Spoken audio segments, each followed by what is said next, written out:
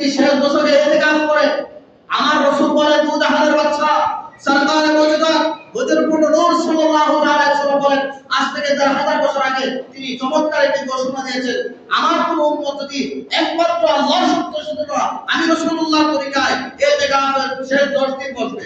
ওই দিন 10 দিন বলেন, কয় দিন? 10 দিন। আপনাদের এলাকায় 2 দিন 3 দিন 5 দিন 1 দিন আছে নাকি? হ্যাঁ আছে। শেষ 10 দিন বলেন, আমার রাসূল কি বলেন? কথা বলেন না, কয় দিন? শেষ 10 দিন। রমজানের শেষ 10 দিন শেষ দিন আমার রোজা রাখতে পারে না, কিন্তু এদিকে বসবে, তার রোজা এদিকে দরকার নাই, শর্ত হচ্ছে রোজা রাখতে হবে। কথা বলেন ঠিক হবে ঠিক?